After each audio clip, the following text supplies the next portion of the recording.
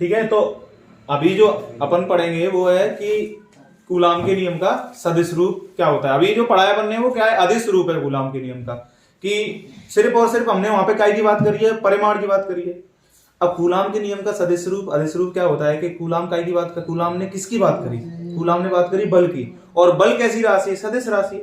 कैसे पता हमको, हमें ऐसे पता कि अगर हमें किसी भी वस्तु पे बल लगाना है, ठीक है, तो उसकी दिशा पता करना बहुत जरूरी होती है, क्योंकि उसमें परिमाण, अपने किसी ने बोला कि 5 न्यूटन का बल लगाओ किसी भी वस्तु पर, तो तुम बोलोगे किधर लगाऊंगे, ठीक है, क्योंकि तुरंत तुम्हारे दिमाग में दूसरा क्वेश्चन आया, क्योंकि बिना दिशा के बल लगा ही नहीं पाओगे। इसलिए बल कैसी राशि है, सदिश राशि है, तो उसका सदिश रूप भी लिखना पड़ेगा। अदिश रूप पढ़ने से तो सिर्फ काम तो चलेगा नहीं।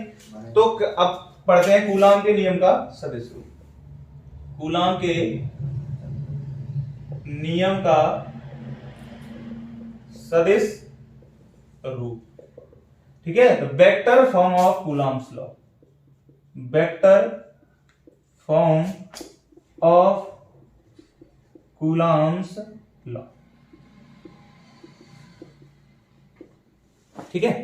सदिश में हम जानते हैं कि सदिश रूप, सदिश में परिमाण के साथ साथ दिशा की आवश्यकता होती है।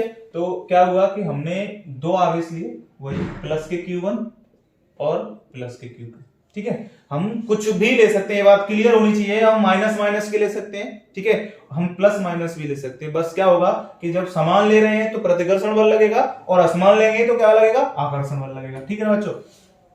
तो और इनकी दूरी, बीच की डिस्टेंस कितनी है, r, ठीक है, दूरी कितनी है बीच की, r है। अब क्या होता है कि हम देखते हैं कि ये वाला बल इस वाले बल, ये वाला आवेश इस वाले आवेश पे कैसे बल लगाएगा, समान आवेश है तो क्या करेगा, प्रतिकर्षित करेगा, तो मतलब इधर की साइड में बल लगाएगा। और मैं इसको नाम दे रहा हूं F12, पहले के कारण दूसरे पे बल, ठीक है ना। इसको मैं पॉइंट 1 मान लूं, ठीक है, और इसको मैंने 2। अब ये वाला इस पे भी बल लगाएगा, ऐसा तो नहीं है ये दोनों एक दूसरे पे बल लगाएंगे, ठीक है, बल लगाएंगे तो ये वाला आवेश भी इस पे बल लगाएगा, वो भी क्या करेगा, समान परिमाण है तो धक्का मारेगा, तो इधर प्रतिकर्षित बल लगाएगा, और ये क्या होगा F21, दूसरे के कारण पहले पे बल, ठीक है। अब बात आती है कि हम इधर जाएं तो हमारा, अब यहां तो इधर जा रहे हैं तो हमें दिशा भी देखनी पड़ेगी, दिशा देखनी पड़ेगी, तो दिशा देखनी पड़ेगी तो विस्थापन निकालना पड़ेगा दोनों का। और विस्थापन क्या होता है, अंतिम माइनस प्रारंभिक, ठीक है, दो बिंदुओं की कम से कम दूरी, और हम यहां से यहां जा रहे हैं तो हमें देखना पड़ेगा, दिशा देखनी पड़ेगी, दिशा देखेंगे तो R2 माइनस R1, और जो किसके बराबर होती है, R12 की, ठीक है। सिंपल सी बात है ना यार, कि हम यहां से वहां तक गए तो कैसे निकालेंगे, अंतिम माइनस प्रारंभिक करते हैं। जब भी हम डिफरेंस निकालते हैं या जब भी हम कैलकुलेट करने जाएंगे विस्थापन या दूरी, तो अंतिम माइनस प्रारंभिक करेंगे। जैसे मैं अभी x बराबर 3 पे बढ़ाऊं, फिर x बराबर 6 पे पहुंच जाऊंगा, तो डिफरेंस कैसे निकलेगा, अगर उस दिशा में जा रहा हूं तो 6 माइनस 3, ठीक है ना। तो ऐसे इसमें क्या होगा, अंतिम माइनस प्रारंभिक, R2 माइनस R1। अगर इधर जा रहा हूं तो, अगर मैं इधर जा रहा होता तो, ठीक है, तो इधर जा रहा होता तो प्रारंभिक कौन सा है, ये वाला, अंतिम कौन सा, ये वाला, तो क्या जाएगा R1 माइनस R2, ठीक है, जो किसके बराबर होगा, R21 के, ठीक है, अंतिम माइनस प्रारंभिक। बस खत्म हो गया, यहाँ पे ही इतना बस समझ में आ गया, सारी चीजें फिर तो खत्म हो जाती है। देखो हमको पता है कि हमें क्या निकालना है, F12, पहले के कारण, F12 क्या है, पहले आवेश के कारण दूसरे आवेश पर बल, दूसरे आवेश पर बल, ठीक है। और F21 क्या है, पहले दूसरे आवेश के कारण, दूसरे आवेश के कारण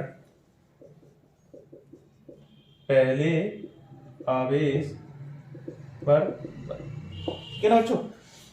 अब मुझे पता है कि मुझे F12 निकालना है, तो F12 निकालना है तो क्या पढ़ा है मैंने कूलाम्स लॉ से, K Q1 Q2 upon R square, इन दोनों के बीच की दूरी, और R स्क्वायर। तो अगर 12 निकालना है तो मैं कौन सा विस्थापन लूंगा, इधर वाला, इधर, इसके कारण इस पे देख रहा हूं, बल इधर लग रहा है तो विस्थापन भी है, तो क्या R12, ठीक है, का होल स्क्वायर।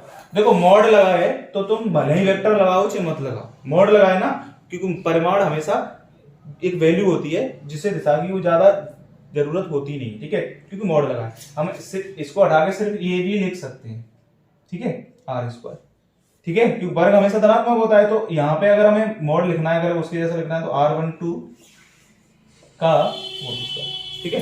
ये तो क्या हुआ है, अभी परिमाण लिखा है जो अपन ने पहले ही पढ़ लिया है, इतना तो पढ़ चुके हैं परिमाण। सदिश रूप लिखना है तो परिमाण के साथ साथ दिशा की आवश्यकता होती है, सिंपल सी बात है, दिशा की आवश्यकता होगी।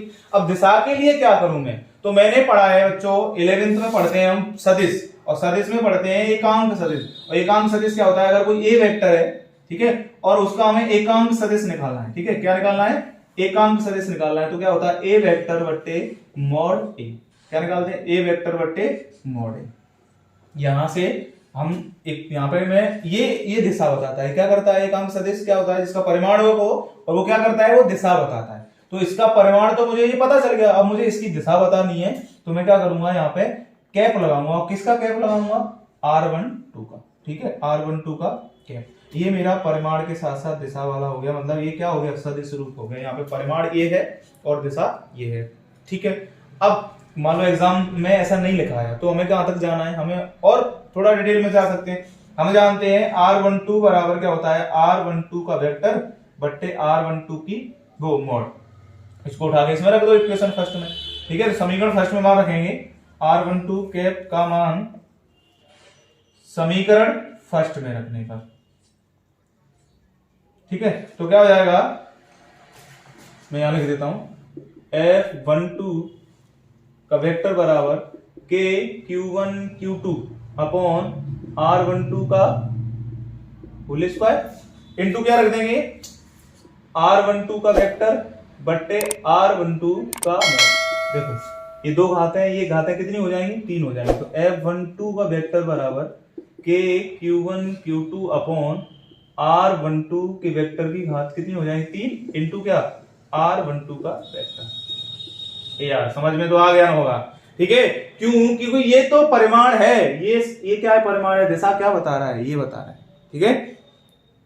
तो ये कूलाम के नियम का सदिश रूप हो गया F12 के लिए। अब बात आती है कि सर F21 निकालना हो तो क्या करें, F21 निकाल लेते हैं, कोई बात नहीं, ठीक है। तो F21, ठीक है, दूसरे के कारण पहले तो क्या लिखेंगे, के Q1 Q2, ठीक है, अपॉन क्या हो जाएगा, R21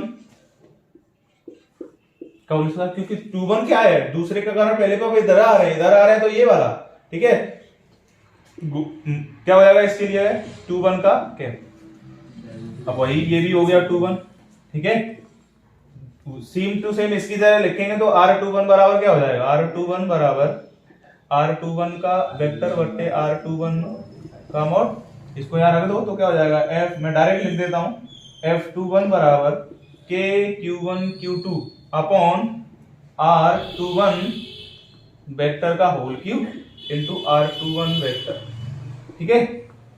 अब बातें आती है, सर मुझे ये तो समझ में आ गया कि F12 ये है, F21 ये है, पर इनका आपस में रिलेशन कैसा है, ये तो समान देखने को मतलब समान लग रहे हैं। तो मैं बता दूं, जो बल लगाते हैं एक दूसरे पे वो परिमाण में एकदम समान होता है, ठीक है, लेकिन दिशा क्या होती है, विपरीत होती है, अलग अलग होती है। मतलब ये इसको इधर धक्का मार रहा है तो ये इसको इधर धक्का मारेगा, रिलेशन देख लेते हैं, ठीक है। तो अपन ने पढ़ा है, मैं इसको देख लेता हूं, F21 बराबर, अपन ने क्या पढ़ा है कि R21 बराबर क्या होता है, R21 बराबर होता है R1 माइनस R2, ठीक है, अंतिम माइनस प्रारंभिक।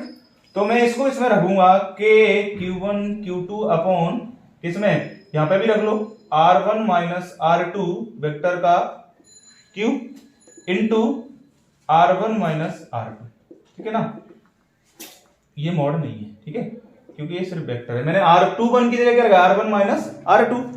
अब मुझे पता है, मुझे अगर 1-2 चाहिए, रिलेशन चाहिए दोनों में, इन दोनों में, तो मुझे क्या चाहिए, 1-2, और 1-2 क्या होता है, 2 माइनस 1, ये क्या है 1 माइनस 2, तो मैं इसको 2 माइनस 1 बनाऊंगा, तो क्या करूंगा, माइनस बाहर लूंगा, कॉमन करूंगा, कॉमन लूंगा, तो 1-2 बराबर 2-1 बराबर के Q1 Q2 अपॉन क्या हो जाएगा, R2 माइनस R1 वेक्टर। ये सीधे सीधे जाएगा यार, इसमें से मैंने माइनस चिन्ह लिया, पर ये माइनस मॉड क्या है ना, कभी ऋणात्मक नहीं होता है, तो माइनस चिन्ह हम बाहर लेंगे, बाहर हमने इसको साइन चेंज किया तो ऑटोमेटिक साइन चेंज तो हो जाएगा, इसका चिन्ह नहीं बदलेगा, माइनस चिन्ह बाहर नहीं आएगा क्योंकि मोड ऋणात्मक नहीं होता है। यहाँ पे हमने माइनस चिन्ह बाहर लिया तो क्या हो जाएगा, माइनस के R2 माइनस R, तो ये माइनस चिन्ह पूरा बाहर ले लिया, तो F21 बराबर के Q1 Q2 अपॉन, इसको मैं क्या लिख सकता हूं, R12 का होल क्यूब इंटू क्या हो जाएगा, ये माइनस चिन्ह बाहर आ गया पूरा का पूरा, ठीक है, ये क्या हो जाएगा R2 R12 का वेक्टर। बेटा ये क्या है हमारा, ये है F12, तो मेरे पास रिलेशन आ गया F21 बराबर माइनस के F12, ठीक है, F21 बराबर माइनस के F2।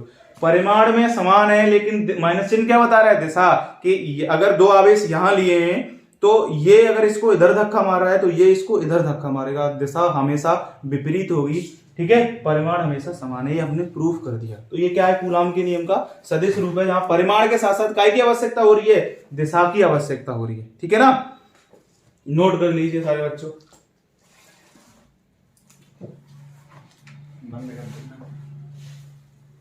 ये हमारा हमने यहां तक ले लिया, अब यहाँ पे जगह नहीं है तो मैं इधर लेके देता हूं, ठीक है, तो F21 बराबर, मैंने क्या किया, माइनस चिन्ह बाहर लिया तो ये वाला माइनस चिन्ह बाहर आ जाएगा, तो माइनस के Q1 Q2 अपॉन R, इसको 2 माइनस 1 R2 माइनस R1 को क्या ले सकता हूं, R12 का वेक्टर का होल क्यूब इंटू क्या, R12 का वेक्टर, ठीक है, ये जो वैल्यू है बच्चों को काय की थी, ये काय की है, F12 की, ठीक है, तो मुझे रिलेशन दोनों में मिल गया, F21 बराबर माइनस के F12। इसका मतलब क्या है कि जो दोनों बल हैं वो परिमाण में तो समान है लेकिन दिशा कैसी है उनकी विपरीत, माइनस चिन्ह क्या बता रहा है, दिशा विपरीत है। मतलब क्या है बच्चों कि दो आवेश एक दूसरे से लिए और r दूरी पर रख दिए, अगर वो समान परिमाण के हैं चाहे असमान परिमाण के हों, परिमाण तो उनका समान होगा लेकिन दिशा कैसी होगी, हमेशा विपरीत होगी, अपोजिट। अगर वो समान परिमाण है तो प्रतिकर्षित कर रहे होंगे, धक्का मार रहे होंगे एक दूसरे को, अगर असमान परिमाण है तो वो एक दूसरे को आकर्षित कर रहे होंगे, पर डायरेक्शन जो दिशा है वो हमेशा कैसी होगी, विपरीत होगी, ठीक है। तो ये जो रिलेशन हो गया वो क्या है, ये है कूलाम के नियम का सदिश रूप, ठीक है, एग्जाम में आता है, नोट कर लीजिए।